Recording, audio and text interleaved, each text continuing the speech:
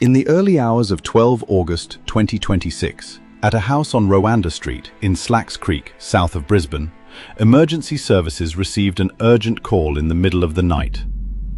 A 27-year-old woman was found unresponsive in a bedroom at the back of the house.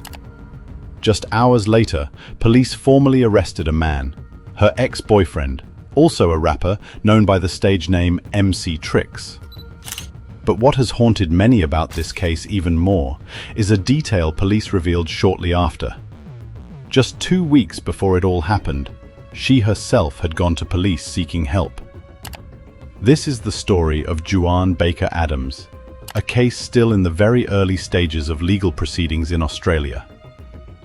Djuarn Baker-Adams, known affectionately to family and friends as DJ, was from the Woody Point area, north of Brisbane. She had just celebrated her 27th birthday, only weeks before the tragedy occurred. At the time, Djuarn was preparing to start a university course, aiming to become a youth social worker.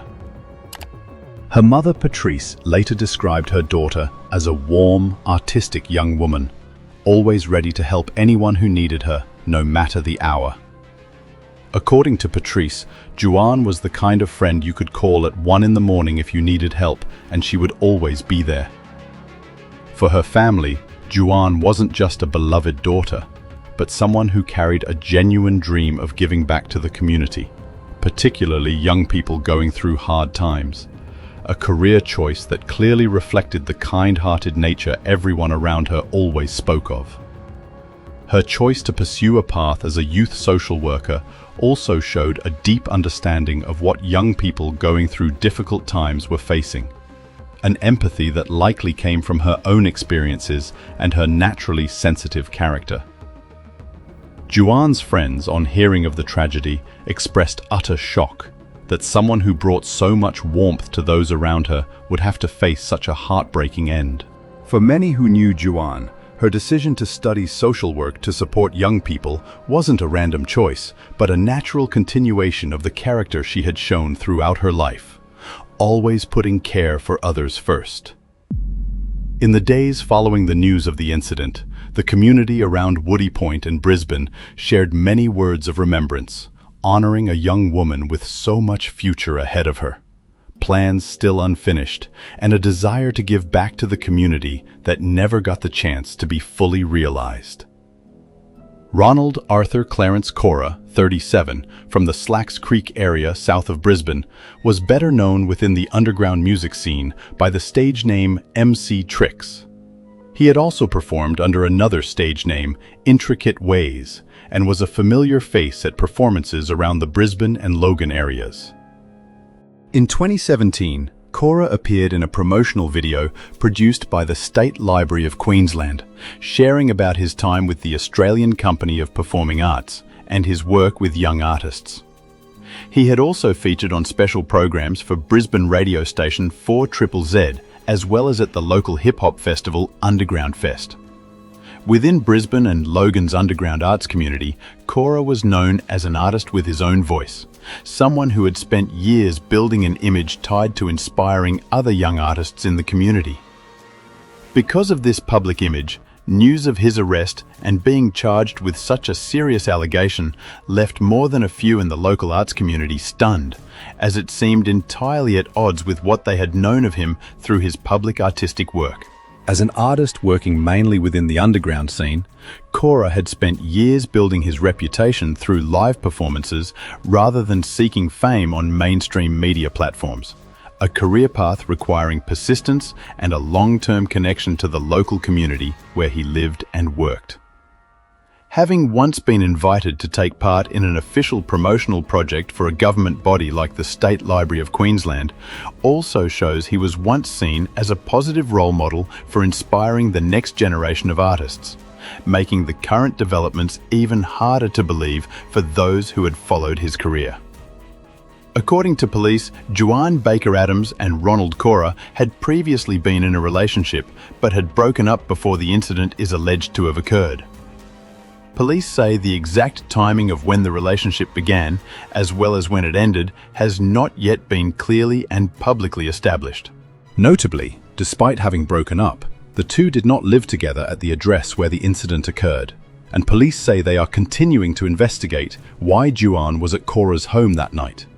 This is one of the details police have stressed will need to be fully clarified as the investigation continues, and as of now, no official information has been released about the specific circumstances that led to her being at that address on the fateful night. Detective Inspector Ian Galpin of the Logan Criminal Investigation Branch confirmed the two were the only people present at the house at the time the incident is alleged to have occurred, and that no children were involved in the matter. For many following the case, the unclear period of having broken up while still being present at an ex-partner's home is one of the details showing the complexity often found in relationships that have ended in name, but in reality still carry threads that haven't been fully severed. Experts in relationship safety often stress that a relationship formally ending does not mean all contact or ties between two people disappear immediately, particularly in cases where one side still holds complicated, unresolved feelings. This is also why the period immediately after a relationship ends is often considered one of the most sensitive and potentially high-risk stages, requiring particular caution from both those involved and those around them who may be able to recognize warning signs. One of the most haunting details in this entire case, confirmed by police after the incident, is that just around 2 weeks earlier, Djuarn Baker-Adams had actively reached out to authorities, expressing concern for her own safety. At the time, she was under the protection of a formal domestic violence protection order. The fact that a young woman had actively sought help, had a fully valid protection order in place, yet still could not avoid a heartbreaking outcome just 2 weeks later, is one of the most troubling aspects this case has left for the public. The fact that a formal protection order had been issued, yet still wasn't enough to prevent tragedy occurring within such a short time afterwards, reflects a reality many domestic violence victim support organisations across Australia have repeatedly raised concerns about over the years. That a protection order itself, while a correct and necessary step, doesn't always translate into absolute safety in day-to-day reality. 2 weeks is a frighteningly short amount of time when placed within the context of the whole situation. Enough for a protection order to be issued, but seemingly not enough for the necessary monitoring and support mechanisms to fully take effect in protecting someone in genuine danger. According to police, at around midnight going into 12 August 2026, emergency services received a late-night urgent call following a report of an assault. The location was identified as a house on Rowanda Street in Slacks Creek, south of Brisbane. It is understood that Ronald Cora himself was the one who called emergency services that morning. Police say they believe the cause of Djuarn's death is linked to asphyxiation, though the official post-mortem results will be the deciding factor in confirming the final cause of death. This remains what police allege based on initial evidence, and the full details of what is claimed to have happened that night will need to be fully clarified at a formal trial in the future. Ronald Cora has, as of now, not made any formal guilty plea or public denial regarding this allegation. The period between midnight and when authorities arrived at the scene remains one of the most important pieces the investigation will need to fully clarify before any formal conclusion can be reached before the court. Emergency services and police arrived quickly at the scene, attempting to resuscitate Djuarn on site. However, all efforts to save her were unsuccessful, and she was confirmed to have died at the scene. Police then cordoned off the entire area, turning the house into a formal crime scene, while deploying a team of forensic specialists to carry out a thorough examination. Investigating officers also went door to door in the surrounding area, seeking any information that might assist the investigation. Police confirmed there was no ongoing threat to the surrounding community, offering some reassurance to nearby residents in the days after news of the incident broke. Slacks Creek, otherwise a peaceful residential community south of Brisbane, went through a deeply unsettling few days after news of the incident spread, with a heavy police and forensic presence at the scene for several days in a row. For neighbors living near the house on Rowanda Street, this was a deeply shocking experience. something this serious happening right in the familiar neighborhood they lived in every day. Ronald Cora was arrested and formally charged with domestic violence-related murder on the same day, 12 August. No application for bail was made on his behalf. The matter was listed for a preliminary hearing at Brisbane Magistrates Court on Thursday morning, but Cora did not appear either in person or via video link for the brief hearing. The case was then adjourned and is expected to next be heard at Beenleigh Magistrates Court on 27 August 2026. Someone who had held a certain standing within Brisbane's underground arts community, suddenly becoming the centre of such a serious allegation, quickly drew widespread attention from the public and local media. The speed at which charges were laid, within the same day the incident is alleged to have occurred, shows how seriously investigators treated this case from the very first hours. The court's decision not to consider any bail application also reflects the justice system's initial view of the seriousness of the allegation, even though this remains only the earliest stage of what will be a far longer legal process ahead.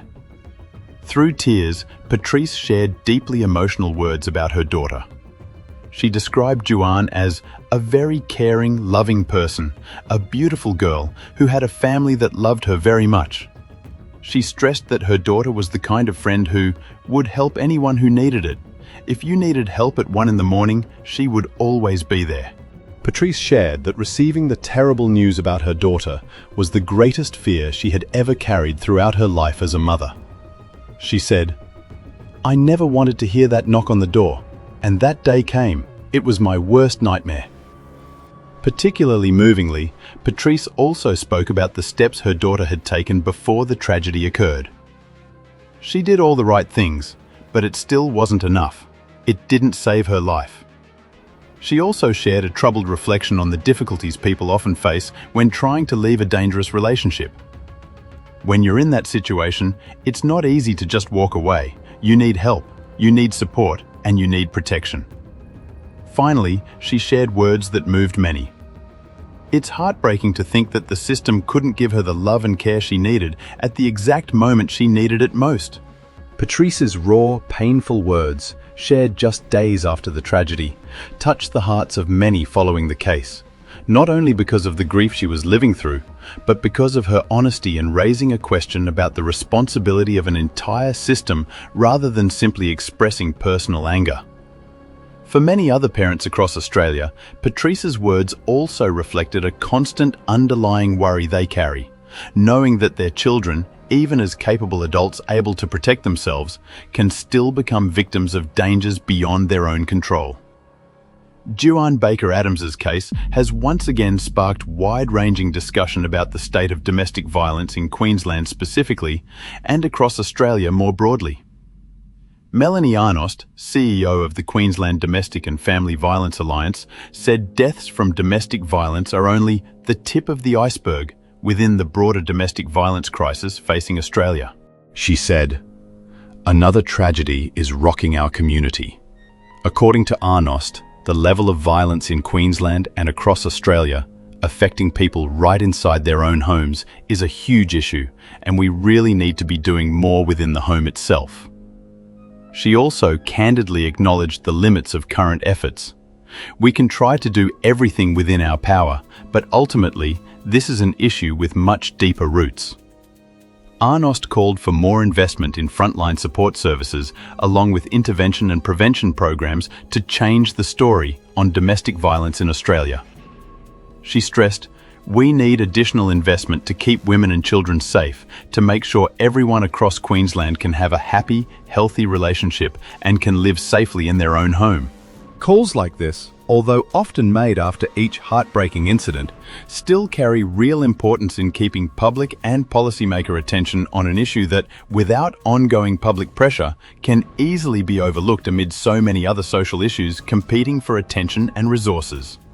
Statistics on domestic violence in Australia, while not detailed specifically in this case, remain a painful reminder that behind every individual case reported, there are thousands of other stories quietly unfolding that don't always receive the attention they need from the community and authorities. In Queensland, as across Australia, domestic violence victim support organisations have for years called on government to increase investment in frontline services, from emergency support lines to refuges for those needing to escape a dangerous relationship. Every time a case like this occurs and draws public attention, support organisations take the opportunity to once again stress the importance of recognising early warning signs of domestic violence and encouraging those in danger to boldly seek help from resources available within the community. However, as Arnost herself acknowledged, encouraging victims to speak up is only part of the solution.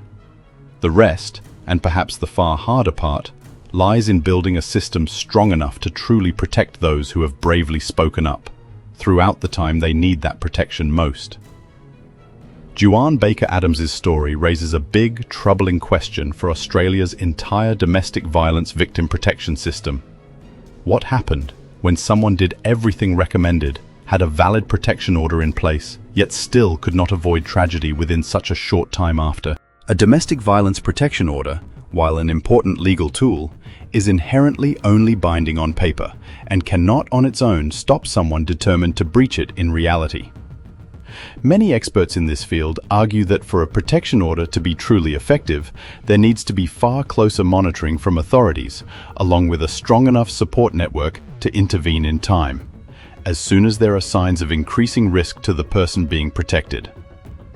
Djuarn's story also reflects a sad but common reality, that the period immediately after a victim decides to seek help or leave a dangerous relationship is often the most dangerous stage for their safety. A paradox that many domestic violence victim protection organizations around the world have documented over years of research. This is one of the hardest paradoxes to resolve within the entire field of domestic violence prevention. The most correct action a victim can take is to seek help and leave a dangerous relationship. Yet that very action can sometimes inadvertently increase the short-term risk to their safety if not accompanied by sufficiently strong and timely protective measures. Many effective domestic violence prevention programs around the world have begun paying closer attention to this after speaking up period, building more thorough risk assessment processes to identify high-risk cases and roll out enhanced protective measures in time, rather than simply issuing a protection order on paper and leaving the victim to face the rest alone. Looking back over this whole case, I think this is one of the stories that leaves people feeling most helpless. Not because there's too little information, but precisely because there's more than enough to see that everything seemed to have been warned about in advance, yet still couldn't prevent this heartbreaking outcome. The first thing that troubles me is the 2-week gap between when Djuarn sought help and when the incident is alleged to have occurred. Not a particularly long stretch of time, but long enough to raise the question of whether adequate monitoring and intervention measures were in place during that window. And I also find it notable that police confirmed the two were no longer living together, yet Djuarn was still at Cora's home the night the incident occurred. This is a detail that will likely only be fully clarified once the formal trial takes place, and I think we should be careful not to jump to any conclusions about the reasons behind it. Honestly, I think the most thought-provoking part of this whole story is the deeply honest account from Djuarn's mother about the efforts her daughter had made before the tragedy occurred. This raises a much bigger question than this case alone for society as a whole. We often advise people in danger to seek help, to get a protection order, to speak up. But have we, as a community, actually prepared enough resources to ensure those brave actions truly lead to safety?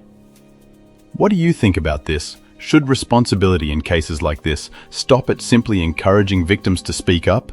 Or does it need to go further, towards building a genuinely effective monitoring and intervention system for after they do? One more point I want to raise is that a person's public image, even an artist well known within their community, doesn't always fully reflect what's truly happening in their private life. This isn't anything new in the world of criminal cases, but each time it's raised again, it still leaves many reflecting on just how much we really know about the people around us, based only on the image they present outwardly. Finally, I think the most important thing to reiterate here is respecting the presumption of innocence. This case remains in its very early legal stages. Ronald Cora has not yet faced trial, and only a formal court proceeding has the authority to reach a final conclusion about what truly happened that night. Baker-Adams's case, as of now, still has a great deal left unclear. The official post-mortem results, which will play a key role in determining the exact cause of death, are still pending. The next hearing, expected on 27 August 2026 at Beenleigh Magistrates Court, will be the next step in what remains a very early stage of the legal process. Until the formal trial process is complete, the biggest questions, what truly happened that fateful night and why Djuarn's efforts to find safety could not prevent the tragedy, will remain open, for her family, for the community, and for the justice system now working through this case step by step. While waiting, Djuarn's family, along with the community who knew her, will continue living with the pain of loss, while persistently following every step of the case, hoping justice will ultimately be served as fully as possible. For many families across Australia who have gone through similar circumstances, the waiting period between an incident occurring and the formal trial is often one of the hardest stretches of all, as they face the current pain while also bracing themselves for a legal journey that may still stretch on for a long time ahead. Before we close today's video, I'd really love to hear your thoughts on this story. What do you think about the fact that, even with a valid protection order in place, someone can still not be kept safe in reality? In your view, what's the biggest gap in the current system that needs to be filled? And what do you think about Djuarn's mother's words that sometimes the system seems unable to provide the care someone needs at the exact moment they need it most? Please leave your thoughts in the comments below. I'd really love to read and discuss this with you. If you or someone you know is going through a similar situation, I hope today's story can also serve as a gentle reminder that seeking help is always the right step to take, even if the journey ahead may still hold many challenges. There are stories that make us angry, and there are stories like Djuarn Baker-Adams's that leave us feeling helpless in a far deeper way because she did everything right, and it still wasn't enough to save her own life. This isn't a story about a lack of caution, or about someone failing to act in time. Quite the opposite. This is the story of a young woman who bravely sought help, who did exactly what society always advises, yet the gap between speaking up and actually being protected was still too wide to save her in time. For anyone reading this who may recognize some familiar signs in their own life or a loved one's, remember that speaking up is never a sign of weakness, and there are always people and organizations ready to stand with you on that journey to safety. Djuarn's story, while still in the early stages of the journey toward justice, has already become a powerful reminder for the whole community that behind every domestic violence statistic, there is always a real person with real dreams and real loved ones now left to carry a pain nothing can make up for. A 27-year-old woman who dreamed of walking alongside young people facing hardship in their own lives has now become the center of the very kind of story she once hoped to help others through. A heartbreaking irony no one would ever wish to witness. It is hoped that Djuarn Baker-Adams's story will continue to be told, not only as a criminal case awaiting trial, but as a genuine call to action, so that anyone else in a similar situation seeking safety will truly receive the protection they deserve at the exact moment they need it most. If you or someone you know is experiencing family violence, is being threatened, or feels unsafe in their own home, please don't face it alone. In an emergency requiring immediate assistance, call 000 000. The national 1-800-RESPECT line for domestic and sexual violence on 1-800-737-732. The Women's Crisis Line on 1-800-811-811.